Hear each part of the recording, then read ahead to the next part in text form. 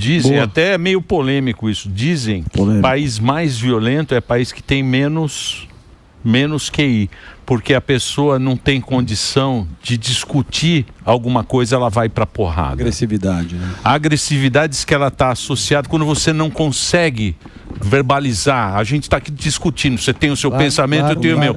Quando eu não tiver o meu, eu saio na porrada com você. Diz que é o instinto, é o nosso instinto lá quando a gente morava em árvore. Primitivo.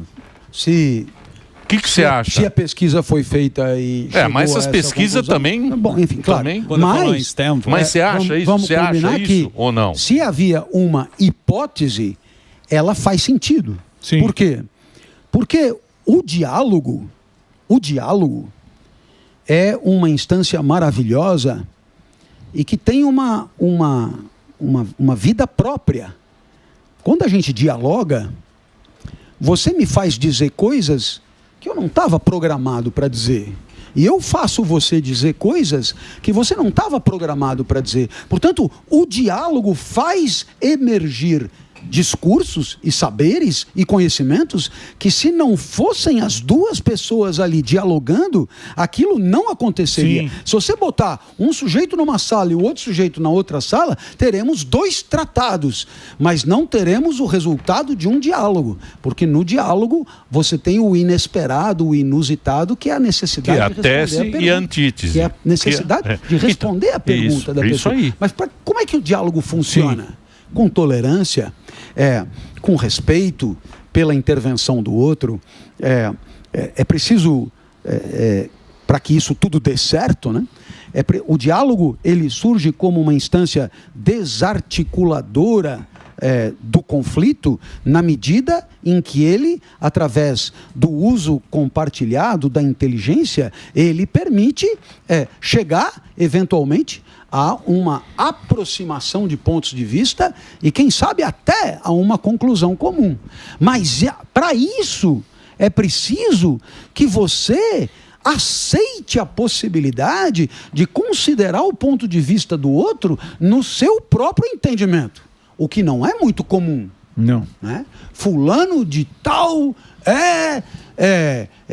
da bolha X. Né? O que ele disser está errado de ofício. Eu não quero nem considerar. E vice-versa.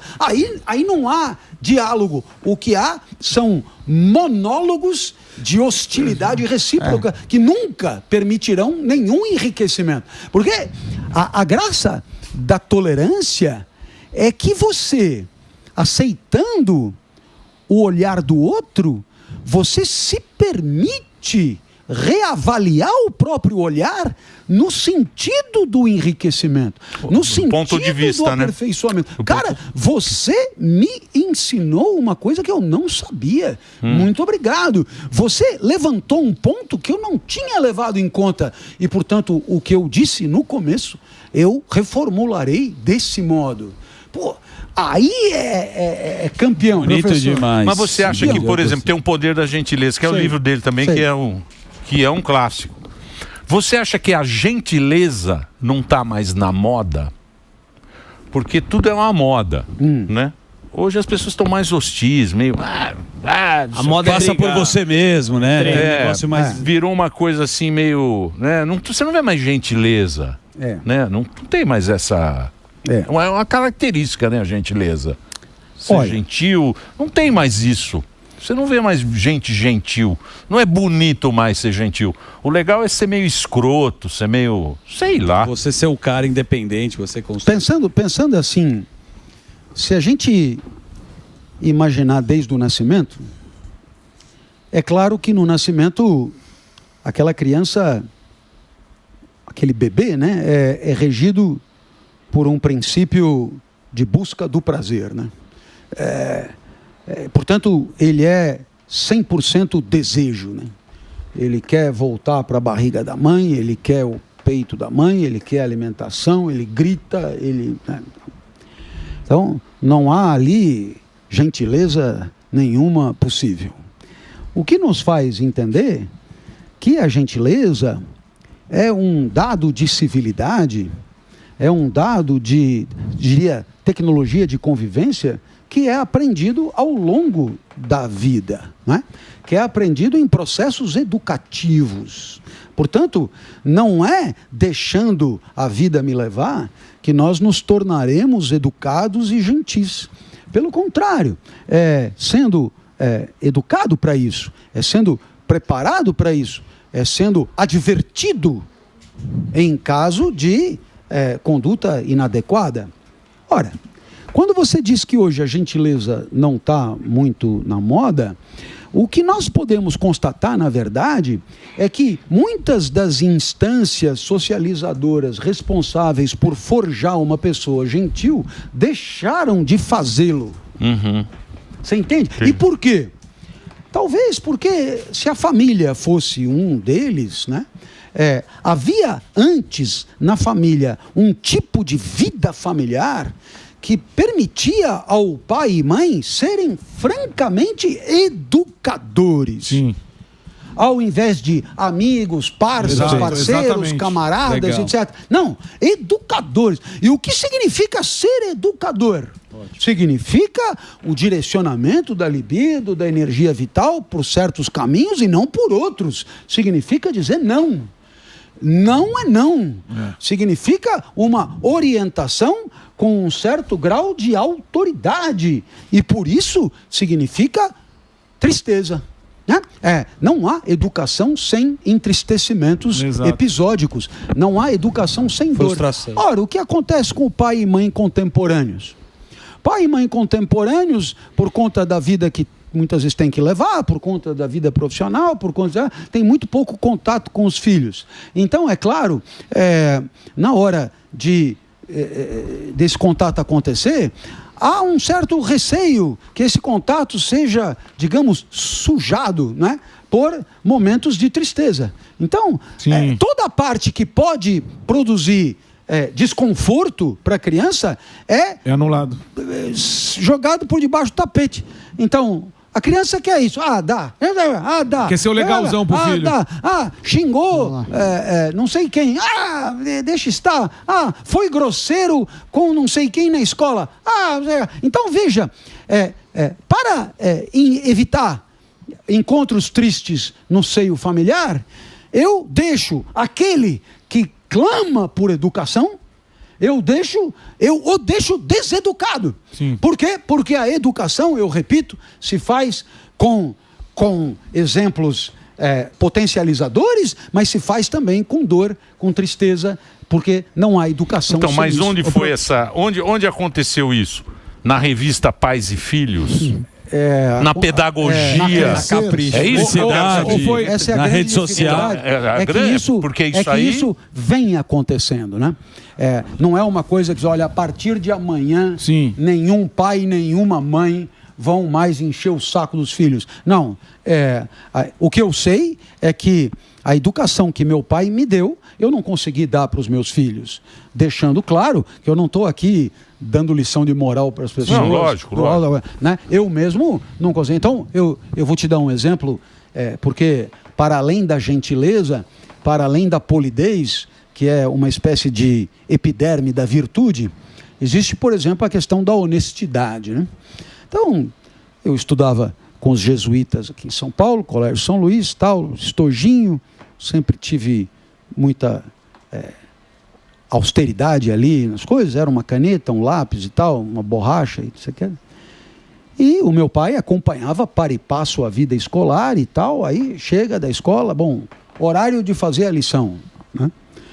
Aí ele senta tal, do nada abre o estojo e vê lá uma caneta de valor irrisório. Essa caneta, peguei e falei, olha, eu acho que eu fui o último a sair da sala, tal. Tava lá, eu peguei essa Montblanc. Eu peguei sem querer. Rapaz. Vem aqui. Pela orelha. Vamos até o carro, desce, entra no carro, vai até a escola, estaciona, vai até a coordenação. Esse rapaz trouxe essa caneta que não é dele e ele veio devolver. Agora devolva. Então, ali teve um misto de dor física, um misto de humilhação, mas assim, de um jeito eficiente tal, que não entrava uma pulga na minha mochila. Eu voltava para casa, vai que algum idiota era uma bique, colocou aí um apontador dentro da mochila. Então eu, antes de ir para casa, checava se tudo que estava ali era meu, e ele dizia: não entre aqui com nada que você não tenha pago, porque senão a coisa vai ficar feia do seu lado. Rapaz, a coisa ficava feia. Não tinha conversa. Então, você deve imaginar que os tempos mudaram e naturalmente que se fossem meus filhos em idade equivalente, eu lhes determinaria que devolvesse, mas da forma de uma maneira, o processo é puxão de orelha, sem a orelha, brilhante, muito menos, eu diria, marcante, e portanto muito menos educativa mesmo. Mas professor, não, minha mãe fez igual comigo quando eu era moleque. Tinha um bar na esquina, eu fui lá, peguei um giz de bilhar pra fazer a amarelinha. Ela falou: onde você arrumou esse giz? Eu falei: peguei lá na Dona Ingrácia lá.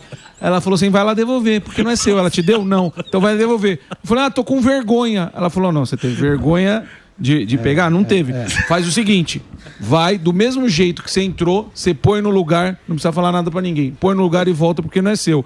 E é justamente o que você falou. Não foi humilhante, mas foi uma lição. Mas proteger. Vai lá, coloca, não é seu, coloca no lugar e não precisa falar nada. Mas é um negócio constrangedor. Também te protegendo. Aí o pessoal chega e começa com geração X, Y, Z, W, K. Eles não suportam a contrariedade. Mas isso tudo não é porque nasceu em 74 ou em 84. Isso é porque passaram por processos de socialização que levaram, eu diria, comuns a outras pessoas, e levaram a esse tipo de comportamento. Como assim não aguenta a contrariedade? Né? Porque, porra... mas esse seu pai rígido, graças ao seu pai rígido, que você virou professor. Tem um termo que é bonito, que chama ledor vador, né? Que é de pai para filho. Se seu pai não tivesse te enchido o saco para explicar o livro, você jamais conseguiria explicar tão bem pra gente como você consegue. Diferente do Zuckerman, que é um pai frouxo. Não dúvida nenhuma. Mas eu tenho filho. Pelo menos o meu vai ser meu. Então, o meu vai ser certeza que é meu. Mas a pergunta que eu faço é a seguinte: por que a gente é pai frouxo? É pra alegar o filho ou pra gente se sentir confortável? Essa também é uma pergunta que eu faço. Interrogação. Porque é muito simples você chegar e falar: essa molecada hoje em dia... Essa geração fraca. Meu filho é muito mais fraco que eu. Eu aguentei tudo. Por que eu faço isso com meu filho? Eu também não entro nessa. Não pego pelo e vou lá. É também porque eu... Culpa sua também. Né? É pra mim também isso aí. Inclusive, eu não tenho nenhum problema em dizer que se meu pai me educasse hoje como ele educou, ele já estaria preso há muito tempo. Sim. Né? Porque dos artigos do ECA, né? Da criança Estatuto da Criança e Adolescente, ele ticava todos, né? Então, ele passaria a família. Já ajoelhou no milho. Então, a sociedade é outra. Não, eu me lembro essa história é fabulosa, que foi me dar um pontapé, acertou o pontapé, meu Deus. O chinelo voou e fez uma marca na parede, e nunca em casa ninguém se incomodou com aquilo. Aquele chinelo ficou lá, como uma espécie de símbolo. É o símbolo. É o troféu. É pra você lembrar. A propaganda da Havaiana. Eu raramente trazia gente em casa, porque meus pais eram muito mais velhos do que normalmente seriam pais biológicos, e não gostavam muito que viesse gente em casa, então isso contribuía um pouco para o isolamento e tal, até que um dia, depois de muito convencer, eu trouxe o melhor amigo para vir tomar lanche em casa, porque eu já tinha ido na casa dele 30 vezes, e eu estava constrangido, né? Não, manda vir aí!